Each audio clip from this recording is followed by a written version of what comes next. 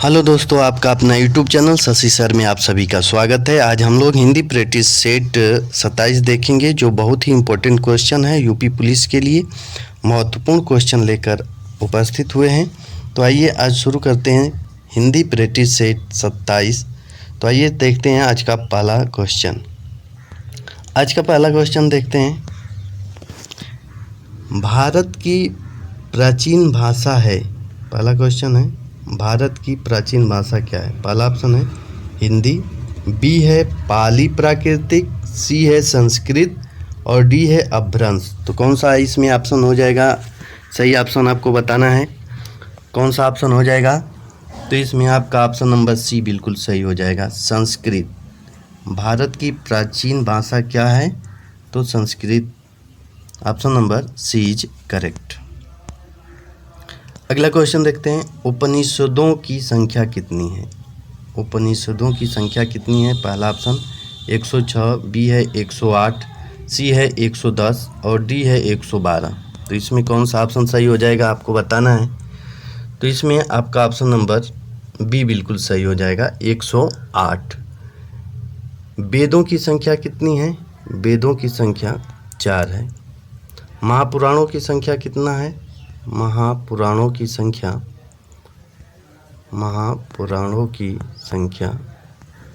तो इसमें आपका महापुराणों की संख्या 18 हो जाएगा और वेदों की संख्या 4 और उपनिषदों की संख्या 108। तो आपका ऑप्शन नंबर बी बिल्कुल सही हो जाएगा। आइए अगला क्वेश्चन देखते हैं।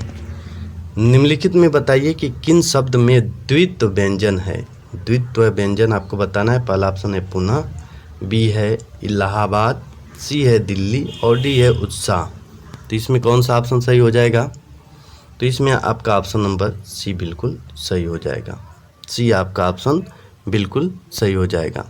इसमें बात करें तो जब दो समान व्यंजनों का प्रयोग साथ साथ हो और उनमें से एक हलंत हो तो उसे द्वित्व व्यंजन कहते हैं। जैसे दिल्ली, रस्सी, खट्टा, ये सब क्या है? द्वित्व व्यंजन है। यानी दो समान वर्णों का प्रयोग साथ साथ हो और उनमें से एक हलंत हो तो उसे द्वित्व व्यंजन कहते हैं। जैसे दिल्ली हो गया, रस्सी हो गया, खट्टा हो गया, इस प्रकार से। तो इसमें द्वित्व व्यंजन कौन सा हो जाएगा? तो ऑप्शन नंबर सी आपका बिल्कुल सही हो जाएगा। अगला क्वेश्चन। कौन से वर्णों का स्वर और व्यंजन के मध्यवर्ती माना जाता है? मध्यवर्ती माना जाता है किसको? तो ऑप्शन नंबर ए है ऊष्म, बी है अनुस्वार, सी है अंतस्थ और डी है अयोग्यवाह। तो कौन सा ऑप्शन सही हो जाएगा इसमें आपको बताना है। तो बताइए इसका आंसर क्या होगा। तो स्वर और व्यंजन के मध्यवर्ती किसको माना जाता है? तो ऑप्शन नंबर सी आपका बिल्कुल सही हो जाएगा, अंतस्थ को माना जाता है, यरलवा को।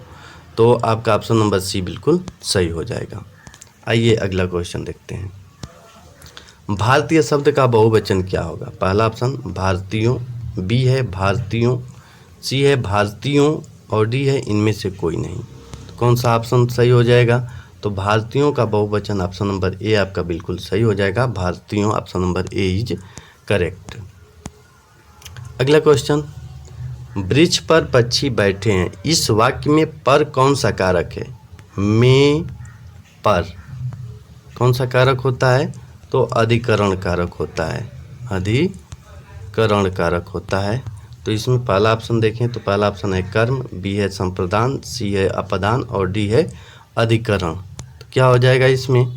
तो पर में पर कौन सा होगा? तो ऑप्शन नंबर डी आपका बिल्कुल सही हो जाएगा, अधिकरण कारक होगा। अपदान से अलगाव के लिए अपदान का प्रयोग। कर्म को, तो कारक चिन्ह क्या होगा? कर्म को। संप्रदान को के लिए, संप्रदान के लिए। तो ऑप्शन नंबर इसमें आपका पर कौन सा कारक है? तो अधिकरण कारक। ऑप्शन नंबर डी आपका बिल्कुल सही हो जाएगा। अगला क्वेश्चन। बोलने वाले के लिए जिन सर्वनामों का प्रयोग होता है उन्हें क्या कहते हैं? तो पहला ऑप्शन है उत्तम पुरुष, बी है मध्यम पुरुष, सी है अन्य पुरुष और डी है उपयुक्त में से कोई नहीं। तो कौन सा ऑप्शन सही हो जाएगा? उत्तम पुरुष किसे कहते हैं? तो बोलने वाले को क्या कहते हैं? उत्तम पुरुष। सुनने वालों को क्या कहते हैं? मध्यम पुरुष। और जिसके विषय में बात हो रही है उसे क्या कहेंगे? अन्य पुरुष। तो इसमें कौन सा ऑप्शन सही हो जाएगा? तो इसमें आपका ऑप्शन नंबर ए बिल्कुल सही हो जाएगा, उत्तम पुरुष।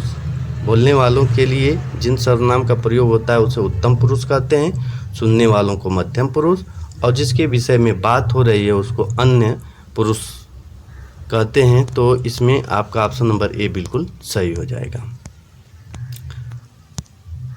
लठैत शब्द में प्रत्यय बताइए। लठैत मतलब क्या होता है? लठैत का अर्थ क्या होता है? लाठी मारने वाला। यानी इसमें कौन सा प्रत्यय का प्रयोग हुआ है? तो पहला ऑप्शन है त, बी है एत, सी है एत और डी है थैत। तो कौन सा ऑप्शन सही होगा? इसमें प्रत्यय शब्दों के अंत में लगते हैं, प्रत्यय शब्दों के अंत में जोड़े जाते हैं। तो इसमें कौन सा हो जाएगा? तो इसमें ऐत प्रत्यय का प्रयोग हुआ है, ऑप्शन नंबर बी आपका बिल्कुल सही हो जाएगा। दुस्साहस में कौन सा उपसर्ग है? पहला ऑप्शन है दुस, बी है दुस, सी है दुस्साह और डी है दुस। तो कौन सा ऑप्शन इसमें सही हो जाएगा? तो दुस्साहस में दुस प्रत्यय का प्रयोग हुआ है, तो ऑप्शन नंबर आपका डी बिल्कुल सही हो जाएगा। कौन सा प्रत्यय? दुस प्रत्यय। तो option number D is correct. वस्त्र, आकाश, मेघ, बादल किस शब्द के अनिकार्थिक हैं? पहला ऑप्शन है अंबर, बी है सारंग, सी है गो और डी है सभी गलत। तो कौन सा ऑप्शन सही हो जाएगा? तो वस्त्र, आकाश, मेघ, बादल अंबर के अनिकार्थिक शब्द हैं, तो आपका ऑप्शन नंबर ए बिल्कुल सही हो जाएगा। अगला क्वेश्चन देखते हैं। निम्नलिखित शब्दों में से किस एक का अर्थ नौका है? तो पहला ऑप्शन है तरणी, बी है तरुण और सी है तरुणी और डी है तरण। तो कौन सा ऑप्शन सही हो जाएगा? तो इसमें आपका ऑप्शन नंबर ए बिल्कुल सही हो जाएगा। तरणी का अर्थ क्या होता है? नौका। तो option number A is correct. अगला क्वेश्चन देखते हैं। आकलन शब्द का विलोम है। पहला ऑप्शन है विकलन, सी है संकलन, बी है संकलन, सी है समाकलन और डी है प्राकलन। तो कौन सा इसमें ऑप्शन सही हो जाएगा? आकलन का विलोम शब्द विकलन होता है, आपका ऑप्शन नंबर ए बिल्कुल सही हो जाएगा। अगला क्वेश्चन। निम्नलिखित में कौन सा विलोम युग्म त्रुटिपूर्ण है? तो पहला ऑप्शन है क्षर, अक्षर, बी का समास का व्यास, सी है स्वल्पायु, चिरायु, आहार, विहार। तो कौन सा त्रुटि युग्म है ये बताना है। तो अक्षर का विलोम शब्द होगा अक्षर, क्षर का अक्षर, समास का व्यास, स्वल्प आयु का चिरायु, आहार का निराहार होता है या अनाहार होता है। तो ये आपका ऑप्शन गलत दिया है, यानी त्रुटिपूर्ण विलोम युग्म बताना है, तो आपका ऑप्शन नंबर डी बिल्कुल सही हो जाएगा। आहार का निराहार होता है या अनाहार होता है, तो इसमें आपका ऑप्शन नंबर डी बिल्कुल सही हो जाएगा। अगला क्वेश्चन। निम्नलिखित में से एक शब्द बैल का पर्यायवाची नहीं है, उसे चयनित कीजिए।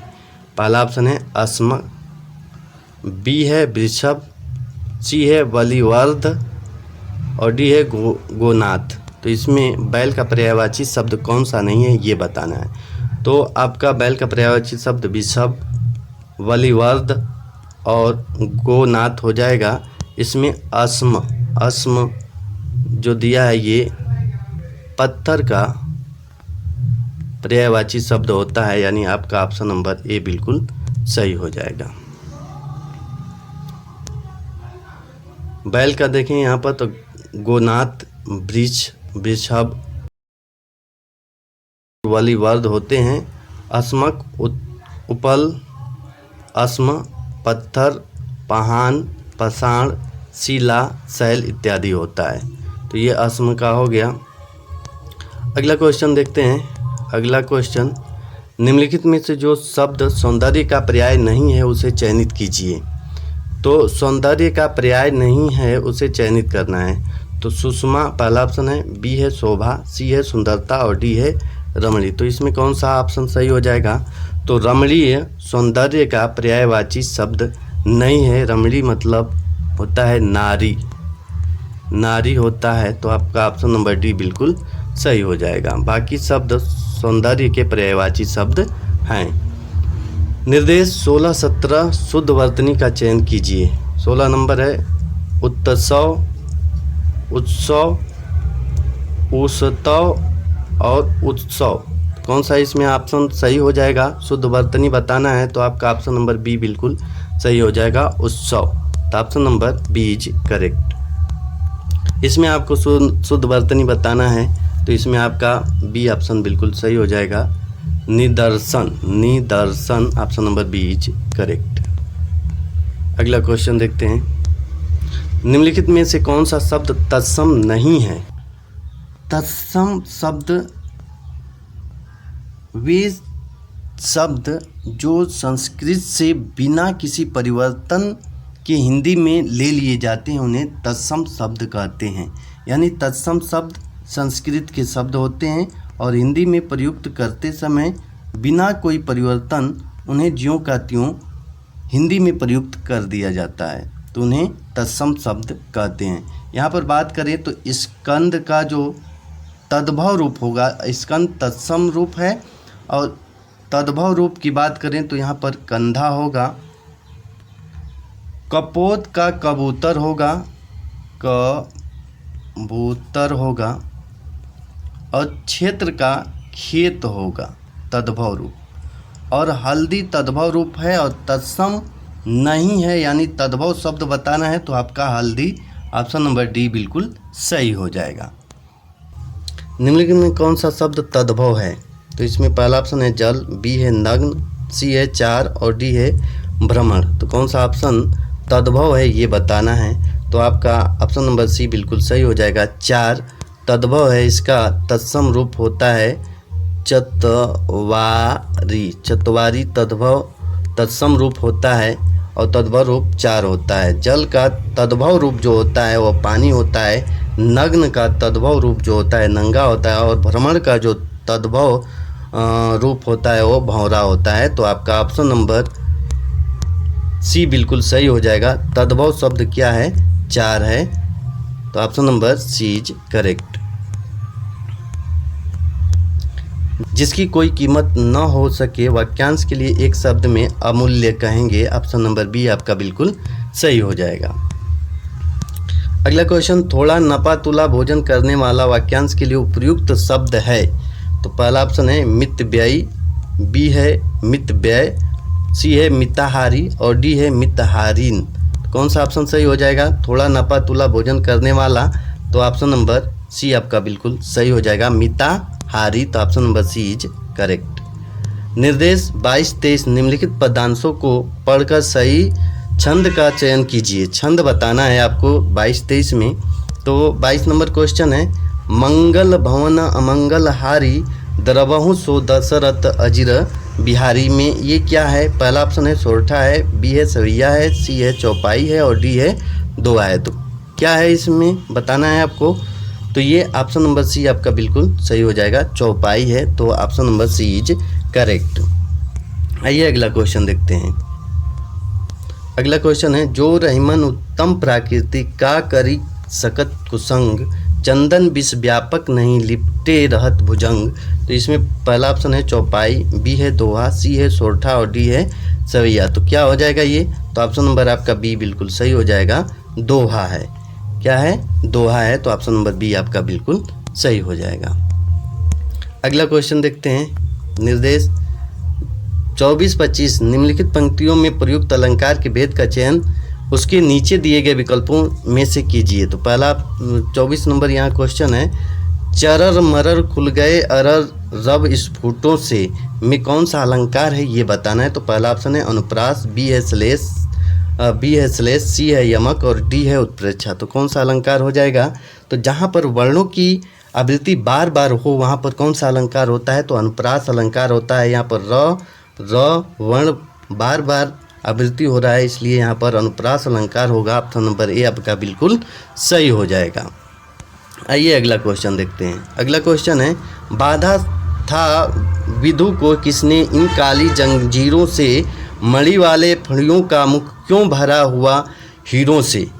तो यहाँ पर बात करें तो जहाँ पर कोई बात बढ़ा चढ़ा कर कही जाए तो वहाँ पर कौन सा अलंकार होता है, तो वहाँ पर अतिशयोक्ति अलंकार होता है। यानी ऑप्शन नंबर आपका बी बिल्कुल सही हो जाएगा।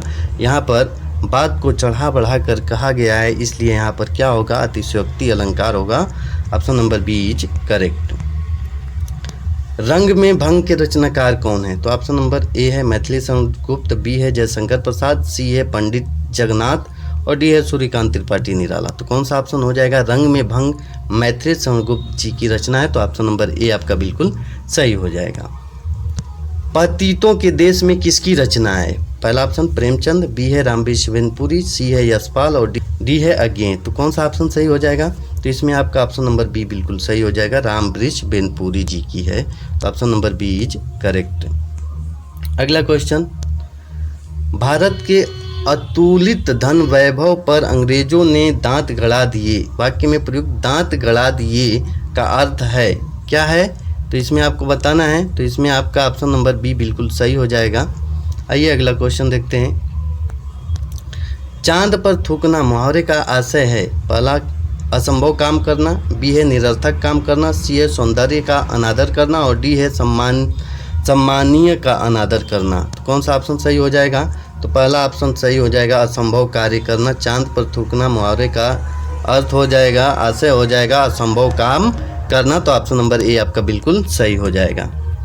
अगला क्वेश्चन, कलाई खुलना मुहावरे का सही अर्थ है रंग उतर जाना, बी है सच्चाई का पता लगाना, सी है भेद प्रकट होना और डी है चमक का गायब होना। कौन सा ऑप्शन सही हो जाएगा, तो इसमें आपका ऑप्शन नंबर सी बिल्कुल सही हो जाएगा, भेद प्रकट होना। Option number C is correct. आज के लिए इतना ही। यदि आपको वीडियो पसंद आया हो तो लाइक कर दीजिएगा और यदि चैनल पर पहली बार हैं तो सब्सक्राइब कर लीजिएगा। जय हिंद, जय भारत।